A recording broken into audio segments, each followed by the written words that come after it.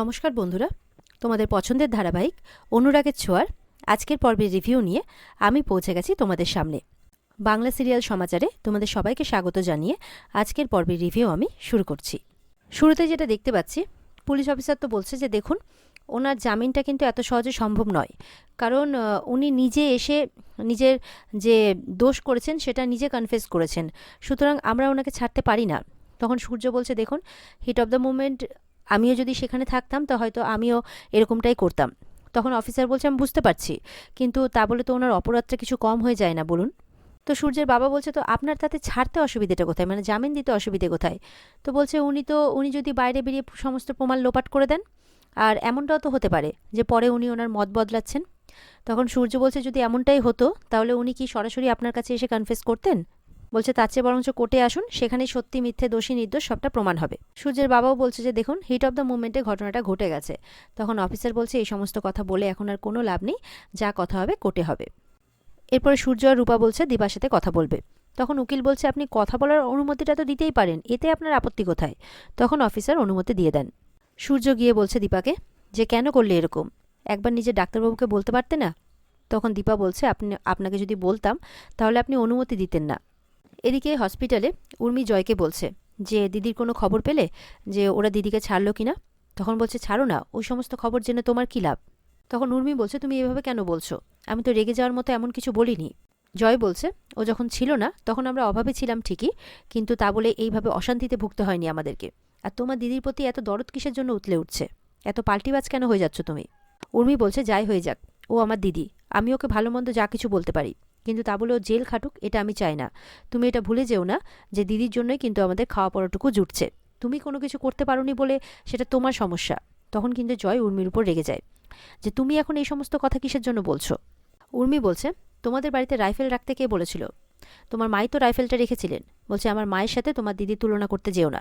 বলে আমি তুলনা করছি না, কিন্তু রাইফেলটা না থাকলে তো এমনটা হতো না। বলছে তুমিও অভাবে পড়ে কিন্তু অনেক ভুল করেছো, ভুলে যেও না দিদির জন্য কিন্তু বেঁচেছো তুমি, আর আজকে তুমি দিদির জন্য একটুও যাবে না? জয় যখন বলছে তুমি হঠাৎ করে দিদির সাপোর্টে কি করে হয়ে গেলে, এই তো দিদিকে ভালো মন্দ কথা শোনাচ্ছিলে। তখন বলছে সেটা আমি শোনাতেই পারি, কিন্তু তা বলে আমি এটা কখনো চাইনি যে দিদি জেল খাটুক। ও যদি এরকমভাবে স্যারেন্ডারটা না করতো তাহলে দাদাই সবটা সামলে নিত। তখন সোনা বলছে না, কিচ্ছু সামলাতে পারতো না। যদি মা স্যারেন্ডার না করতো তাহলে আমি নিজে গিয়ে পুলিশের কাছে জানিয়ে আসতাম। আমি এই ব্যবস্থাটাও করব যাতে ওই দীপা সেনগুপ্ত জেল থেকে বেরোতে না পারে। বলছে তোমরা চেষ্টা করতেই পারো ওনাকে বের করার, কিন্তু আমি এর শেষ দেখেই ছাড়ব। আঙ্গুল দেখিয়ে বলছে উর্মিকে। ওদিকে সূর্য বলছে যে আমি তো এবার জেনেই গেলাম দীপা। তখন দীপা বলছে আপনি এটা ভালো করে জানেন যে আপনি যদি কোনো জিনিসে না বলেন তাহলে আমি সেটা করতে পারবো না, তাই আপনাকে না জানিয়ে আমি এখানে চলে এসেছি। দীপা বলছে যে রুটি কিন্তু ভালো ছেলে নয়, আপনি একটু দেখে রাখবেন। তখন সূর্য বলছে আমি কিছু বুঝে উঠতে পারছি না। বলছে সোনা আমাদের সন্তান, তাও ও প্রতিবাদ করছে না, আমাদের সাপোর্টও করছে না। সূর্য বলছে যে ভালোবাসা কি দুদিনে তৈরি হয়? সূর্য বলছে একটা কথা সোনা ঠিকই বলে যে স্বামী স্ত্রীর মধ্যে ঝগড়া হয়, আমাদের মধ্যেও তো হয়েছিল। আমরা তো একে অপরের থেকে কত বছর দূরে ছিলাম, এমনকি আমি আমার সন্তানদের থেকেও দূরে ছিলাম। তখন দীপা বলছে আপনার কি মনে হয় যে আমি রুডিকে এমনি এমনি গুলি চালিয়েছি? তখন সূর্য বলছে না, নিশ্চয়ই এর পেছনে কোনো কারণ আছে। তুমি বলছো যে রুডি সোনাকে মেরেছিল, সোনা বলছে যে সোনা রুডিকে মেরেছিল, তো আমি কিছু বুঝতে পারছি না। দীপা বলছে যে এই ব্যাপারে আমি যদি ভুল হই তাহলে আমার থেকে বেশি খুশি কেউ হবে না। বলছে আমার মেয়ে সোনা ছোট, ওকে যদি কেউ আঘাত করে তাহলে কিন্তু আমি চুপ থাকবো না, আগামী দিনেও চুপ থাকবো না। আপনি সোনাকে বাঁচান, ও বিপদে আছে। রুডি কিন্তু একদম ভালো ছেলে নয়, আর আপনাকে শক্ত হাতে এটা দেখতে হবে। সূর্য বলছে আর আমাকে তো তোমাকেও বাঁচাতে হবে। তখন দীপা বলছে পারবেন না, আমাকে আমার প্রাপ্য শাস্তিটা পেতেই হবে। সূর্য বলছে সত্যি আমি কতটা অক্ষম, বিয়ের পর থেকে তোমাকেই সমস্তটা দায়িত্ব নিতে হয়েছে। তখন দীপা বলছে না ডাক্তারবাবু এরকমভাবে বলবেন না। ঠিক তখন সূর্যের বাবা আসে, সূর্য বলে ডাকছে আর বলছে যে বাইরে অ্যাডভোকেট নাকি অপেক্ষা করছে কথা বলার জন্যে। এরপরে সূর্য দীপাকে বলছে যে আমি ঠিক তোমাকে এখান থেকে বের করে নিয়ে যাব, দেখো তুমি। এই বলে সূর্য বাইরে চলে যায়। তখন রূপা আসে, রূপা এসে মায়ের সাথে কথা বলছে। দীপা বলছে এখানেই তো দাঁড়িয়েছিলিস, কিন্তু আসছিলিস না কেন? তখন রূপা বলছে আমি এখন বড় হয়েছি, তুমি আর বাবা তো কোনোদিনও একে অপরের জন্য সময় বের করনি, তাই আর কি। তখন দীপা বলছে বাড়িতে সবার চিন্তা করছে দীপা, যে লাবণ্য যাতে ঠিকঠাকভাবে খায়, বাড়ির সবাই যাতে ভালো মতো থাকে, তুই একটু দেখে রাখিস। এরপরে যখন সোনার কথা বলছে তখন রূপা বলছে যে সোনা ঠিক নেই মা, রুডি ওকে পুরোপুরিভাবে ট্র্যাপ করে ফেলেছে।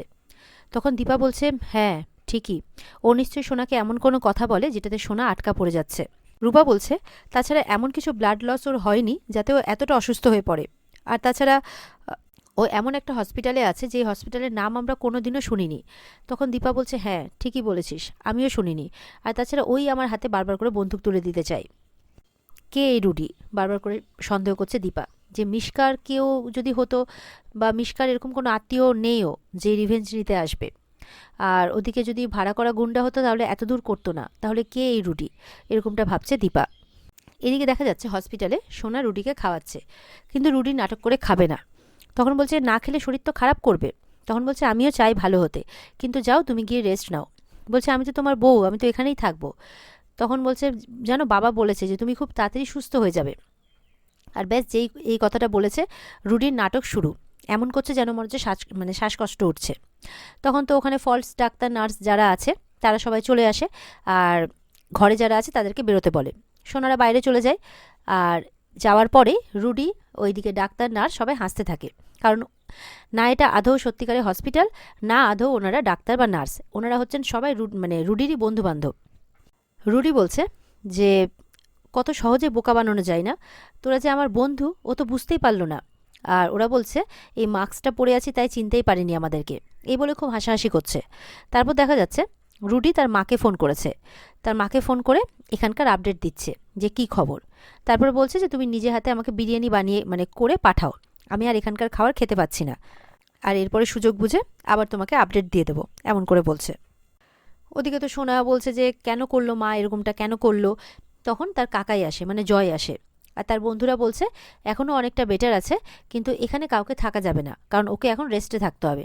তাই চলুন আপনাদের বাড়ি ছেড়ে আসছি। তখন জয় বলছে, তার দরকার নেই, আমাদের বাড়ির মেয়েকে আমরা নিয়ে যেতে পারবো, তোমরা যাও। তখন তার বন্ধুগুলো চলে যায়। আর জয় বলে যে, চল এবার বাড়ি যেতে হবে। আর এদিকে সূর্য উকিলের সাথে কথা বলছে যে, আপনি আপনার ফিজ নিয়ে চিন্তা করবেন না, আপনি এই কেসটা নিয়ে একদম শেষ পর্যন্ত যাবেন, যাতে দীপার কোনো কিচ্ছু না হয়। এরপরে তো উকিল চলে যায়। তখন সূর্যের বাবা বলছে যে, ওনার তো লক্ষ লক্ষ টাকা ফিজ, কোথা থেকে দিবি তুই? তখন বলছে, কেন বাবা, পারবো না? দীপা যে একা হাতে আমাদের পুরো সংসারটার দায়িত্ব তুলে নিয়েছে, ও যে একা হাতে সবটা করছে, তো আমরা ওর জন্য এইটুকু করতে পারবো না? এরকমভাবে বলছে সূর্য। সূর্য তার বাবাকে বলছে যে, আমি এবার ডাক্তারি করব, দীপার জন্য আমাকে করতেই হবে। তখন সূর্যের বাবা বলছে, তুই পারবি? বলে, অবশ্যই পারবো। তখন সূর্য কোথাও একটা ফোন করে যে, ডক্টর সূর্য সেনগুপ্ত বলছি। এদিকে তো রূপা ওর মাকে বলছে যে, আমি যেমন করেই হোক তোমাকে এখান থেকে ছাড়িয়ে নিয়ে যাবই। আর ওদিকে রূপাকে বারবার করে বেরোতে বলছে ওখানকার স্টাফেরা, যে টাইম হয়ে গেছে, এবার বেরোন। তখন এই বলে কথাবার্তা হওয়ার পর আর কি রূপা ওখান থেকে চলে যায়। এরপর দীপা মনে মনে ভাবছে যে, ডাক্তারবাবু আর ফিরে এলেন না তো, উনি ঠিক আছেন তো? এরকমটা চিন্তা করছে দীপা। এরপরে সূর্য রূপা বাড়িতে ফিরে আসে। বাড়িতে ফিরে এসে সোনার মাথাতে হাত বোলাতেই বলছে, আমাকে কেউ ছোবে না তোমরা। তখন সূর্য বলছে, দেখ রুডি এখন অনেকটাই ভালো আছে। তখন সোনা বলছে, ও মৃত্যুর সাথে পাঞ্জা লড়ছিল, বলে ওর এমন কিছু হয়ে যায়নি যে ওর সিচুয়েশানটা এরকম হয়ে যাবে। আমিও একজন ডক্টর, সিনিয়র ডক্টর, পেশেন্ট দেখলে আমি বুঝতে পারি যে তার কীরকম অবস্থা। তখন সূর্য হসপিটালে ফোনও করে, বলে যে রুডি কেমন আছে। হসপিটাল থেকেও বলে যে ও ভালো আছে। তখন সোনাকে বলছে যে, হয়তো ও ভয় পেয়ে ঘাবড়ে গিয়ে হয়তো এমনটা করছিল। তখন সোনা বলছে, না কিচ্ছু না, ও যথেষ্ট সিরিয়াস ছিল, এইভাবে বলছে আর কি। আর বলছে তার মাকে নাকি সে একদম ছাড়বে না। সূর্য কিন্তু প্রচণ্ড রেগে যায় সোনার উপরে, বলে ফার্দার দীপার নামে কিন্তু এরকম কথা তুই বলবি না, একদম বলবি না। সূর্যের বাবাও বলছে সোনাকে যে, তুই এবার শান্ত হ দিদিভাই। বলছে, আমি শান্ত হব না, ওই যে কথা শোনোনি, দীপা ধ্যান, দীপা জ্ঞান, দীপা চিন্তামণি, এই হয়েছে বাবার অবস্থা, এরকম করে বলছে আর কি। তারপর তার বাবাকে চ্যালেঞ্জ করছে যে, আমি মাকে কিছুতেই জেল থেকে বেরোতে দেব না, সে নাকি সাক্ষী দেবে, যে আমি সাক্ষী দেব মার হয়ে, যাতে জেল থেকে বেরোতেই না পারে। তখন সূর্য চ্যালেঞ্জ অ্যাকসেপ্ট করে বলছে যে, ঠিক আছে, যা করার করে নে, আমিও দেখব তুই আমার স্ত্রীকে কি করে শাস্তি দিস। ওদিকে দেখা যাচ্ছে হসপিটালের মধ্যে রুডি জুত করে একেবারে বিরিয়ানি খাচ্ছে। রুডির বন্ধুরা বলছে যে, একটু তাড়াতাড়ি খা, বিরিয়ানির যে গন্ধ ছড়িয়ে পড়েছে, এরপরে পুলিশ এলে তো বুঝেই যাবে। বলছে, অ্যান্টিসেপটিক ছড়িয়ে দিবি, গন্ধ চাপা পড়ে যাবে। বলে, হ্যাঁ তার জন্য তো তাড়াতাড়ি খেতে হবে। তখন বলছে, চুপ, একদম তাড়াতাড়ি আমি খেতে পারবো না। তো রুডি বলছে, একদম ডিস্টার্ব করবি না, এত তাড়াতাড়ি বিরিয়ানি খাওয়া যায় না, মজা নিয়ে নিয়ে খাচ্ছে আর কি। বন্ধুরা বলছে, ভালো করে খা, পেটে খেলে পরে তারপরে ধরা পড়লে পিঠেও সইবে। তখন রুডি বলছে, ভালো বলেছিস তো। রুডি বলছে, রুডিকে ধরা এতটা সহজ নয়, তোরা এটা ভালো করেই জানিস, এই বলে হাসছে। তো বন্ধুরা বলছে, তুই হাসছিস? বলছে আমার মায়ের হাতের স্পেশাল বিরিয়ানি ভাই, মন ভালো করে দিয়েছে। খেতে খেতে আবার বলছে যে এখন চিকেন বিরিয়ানি খাচ্ছি, যেদিন সেনগুপ্ত বাড়িকে পুরো শেষ করে দেবো সেদিন মাটন বিরিয়ানি খাবো। এরপরে ফাইনালি সূর্য ডক্টরিতে যাওয়ার প্রস্তুতি নিচ্ছে, ডাক্তারির পোশাকও পরে নিয়েছে। আর রূপা এসে স্টেথোটা তার গলাতে দিয়ে দেয়, আর আয়নার সামনে গিয়ে সূর্যকে নিয়ে গিয়ে বলছে, এই যে ডক্টর সূর্য সেনগুপ্ত। সূর্য নিজেকে ভালো করে দেখছে।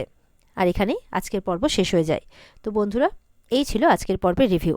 ভালো লেগে থাকলে অবশ্যই পর্বকে লাইক, কমেন্ট আর আমাদের সাথে জুড়ে থাকতে আমাদের চ্যানেলকে সাবস্ক্রাইব করতে ভুলবে না। পর্বের বিস্তারিত যদি দেখতে চাও তাহলে অবশ্যই স্টার জলসার পর্দায় সবাই চোখ রাখবে। তাহলে দেখা হচ্ছে আগামীকালকে। সবাই ভালো থাকবে। টাটা।